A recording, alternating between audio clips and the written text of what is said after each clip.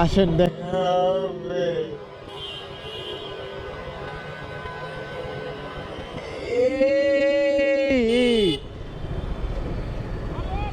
আল্লাহ ধর ধর ধর ধর ধর ধর। আসসালামু আলাইকুম এভরিওয়ান, কি অবস্থা সবাই, কেমন আছেন? আশা করি সবাই ভালো আছেন। আজকে সকাল সকাল বের হয়ে গেলাম। আসলে বেসিক্যালি আজকে যাচ্ছি, আমার ফ্রেন্ড শান্তর কিছু রিসার্চের কাজ ছিল, আমাকে গত 3-4 দিন ধরে বলতেছে ভাই বের হয়, একটু বেরো, সুযোগ করে তোরে নিয়ে যাই। আসলে আমিন বাজারে কথা বলতেছে, ল্যান্ডফিলে ওইখানে যাবে, আমার কখনো আগে যাওয়া হয় নাই। সো ওর জোরাজুরির কারণেই আমি রাজি হইলাম। সো এখন সকাল 10টা বাজে,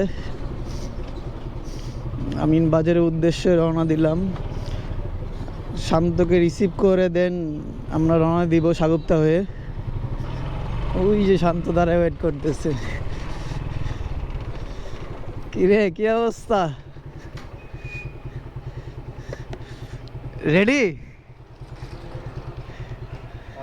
অন আছে।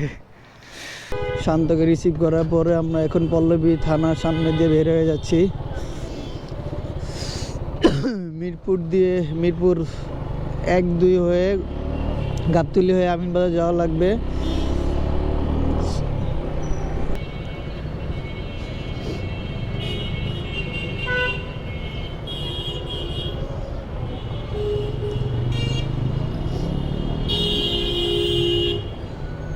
কালশিরি একটা মোড়, যে জায়গায় কোনো নিয়মকানুন কোনো কিচ্ছু কেউ মানে না, অটোলারও মানেন না। কি একটা অবস্থা দেখেন, কোনো সার্জেন্ট নাই, কেউ নাই, কিচ্ছু নাই, যে যার মতো যাইতেছে। দেশের আইন কানুন নিয়মকানুন কোনো কিছু ঠিক নাই।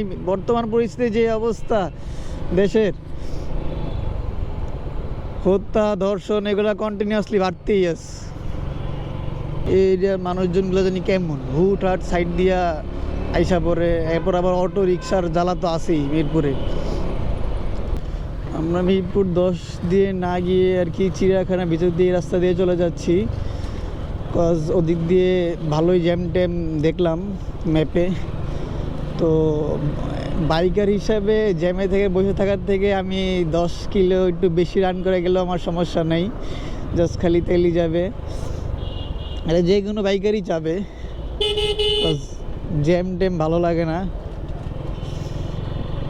আমরা এদিক দিয়ে অলমোস্ট মিরপুর 1-এর কাছাকাছি চলে আসছি। সনি সিনেমা হলে এদিক দিয়ে বের হয়ে যাব। এখানে তো রাস্তা ফাঁকাই আছে। এই ট্রাকের গন্তব্য যেখানে, আমাদের গন্তব্য সেইখানে। আসেন দেখা হবে। এই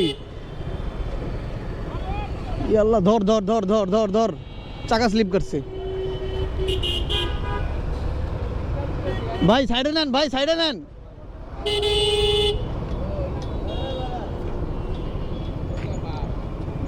ভাই আপনি ঠিক আছেন? বড় ভাই আপনি ঠিক আছেন? গাড়ি দিক দিয়ে চাকা স্লিপ করছে দেখলাম। সাবধানে চালান ভাই, সাবধানে চালান। উঠছে ওই তো কি জানি ক্যারি করছে, ওইখান থেকে আর কি পড়ছে। ভাই সাবধানে চালান, সাবধানে। আমরা চা ব্রেক নিয়েছিলাম, এখন আবার যাচ্ছি। কি শান্ত কি বললা? ব্লগিং শুরু করবা কবে থেকে? ও রিসেন্ট বাইক কিনবে, বাইকের প্রতি তার সেই ইন্টারেস্ট। যাই আমরা এখন আমাদের উদ্দেশ্যে চলে যাই। অলমোস্ট চলে আসছি, মিরপুর 1 ক্রস করে ফেলছি। কিসের বাজার? ও ওরা এই যে মার্কেট থেকে, মুক্তিযোদ্ধা মার্কেট থেকে নিয়ে আসছে। হ্যাঁ, মুক্তিযোদ্ধা মার্কেট থেকে ওরা পাইকারি নিয়ে আসে। চিনি তো, আমরা গেছিলাম তো। কি যাব না যাব, কি যাব না যাব, কি যাব না। ও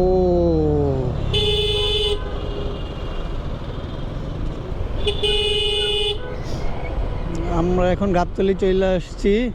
আমাদের ফার্স্ট ডেস্টিনেশন, ফার্স্ট কাজ হচ্ছে বিআইডিসি বাস কাউন্টারের সামনে।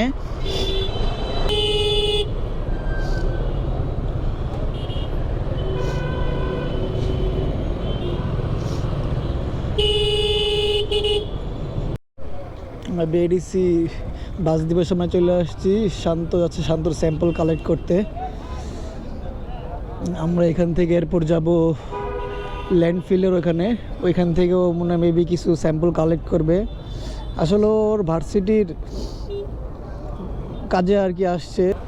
একটা কালেক্ট করা শেষ। আমরা এখন যাবো কোথায়? নেক্সট ডেস্টিনেশন কোথায়? আমরা এই রাস্তা থেকে আগে যাবো। হ্যাঁ, যেসব দেখবি যে ডিপ টিউবওয়েল আছে, মানে কার ওয়াশার, হ্যাঁ, বা মনে হয় যে বিভিন্ন পাম্প আছে যে ডিরেক্ট পানি তোলে আর কি ডিপ টিউবওয়েল থেকে। এখানে ডিপ টিউবওয়েলটা হচ্ছে অনেক গভীর, হ্যাঁ। খুঁজে পাই কিন্তু এগুলো আগে।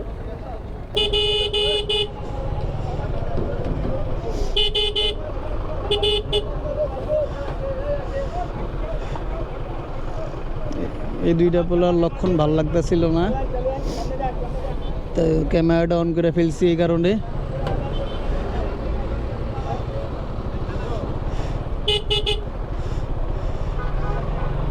এই দুইটার লক্ষণই ভালো দেখায় না।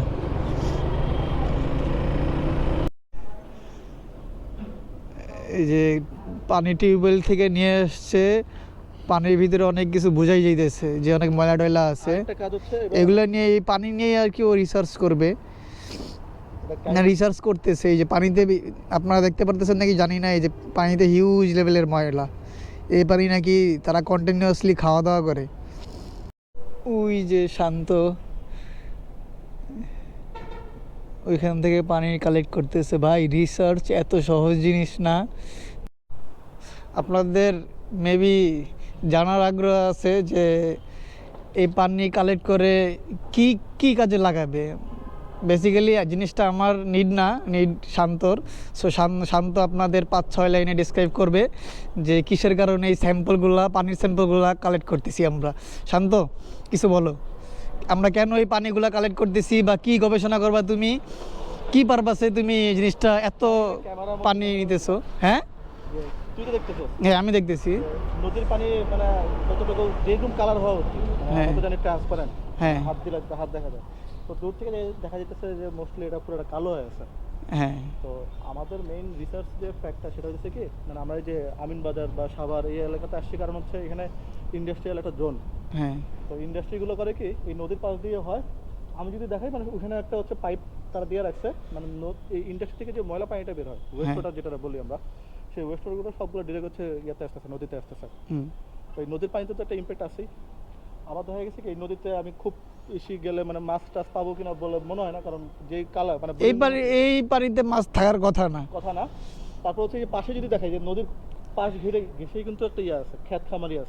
হ্যাঁ, এখানে যদি দেখা যায় তাহলে দেখবো যে অনেক ধরনের শাক সবজি হাবিজাবি অনেক কিছু চাষ হচ্ছে। ইভেন এখানেও কিন্তু ধান চাষ হচ্ছে, যে নদীর এখানে কিন্তু পানি থাকে। হ্যাঁ, পানি থাকে, কিন্তু বর্ষা মানে শীতকালের কারণে এখানে হচ্ছে পানিটা নাই। বর্ষাকালে আবার এটা পুরোটা পানি দিয়ে ভরে থাকে।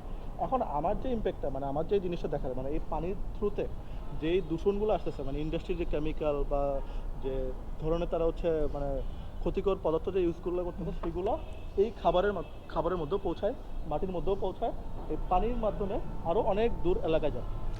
ঠিক আছে, তো যার এগুলো তো একটা বেসিক্যালি এগুলো কেমিক্যাল।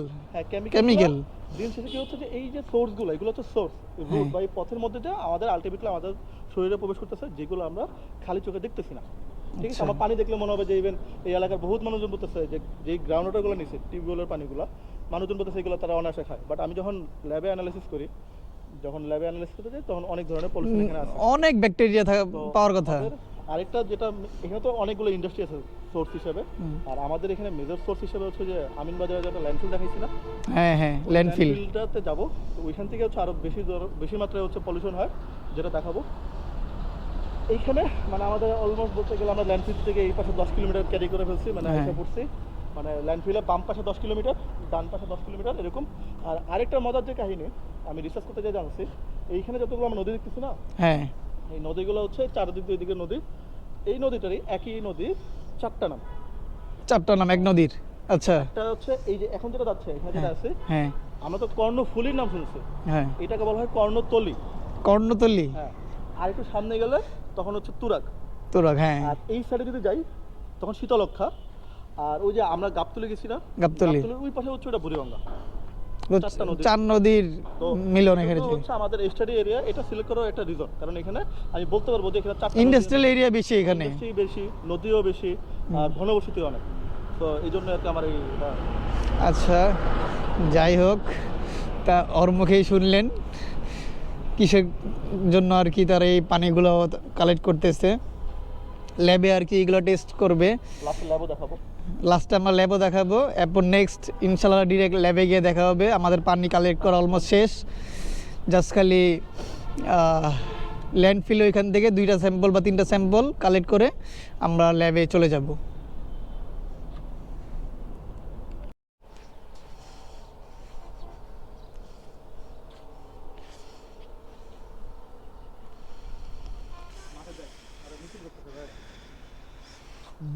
বিএনপি সমাবেশ। এটি দেখা যায় না রে।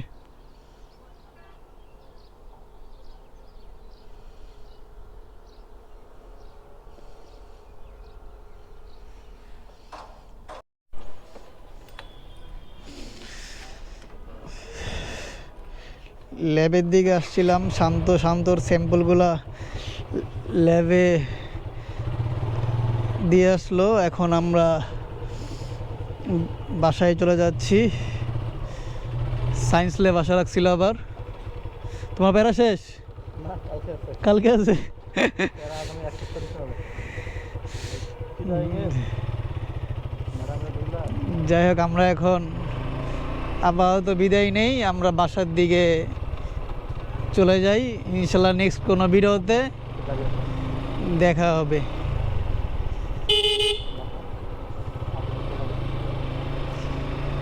ও আরেকটা জিনিস দেখাই, এই 5ই আগস্টের টাইমে এই বাস পুরানো হয়েছিল, এই তো জুলাইতে। এই যে এই বাসের অবস্থা, এখানে একটা গাড়ি আছে, এই যে 2টা গাড়ি, সামনে বাইকও আছে একটা। যাই হোক, আল্লাহ হাফেজ।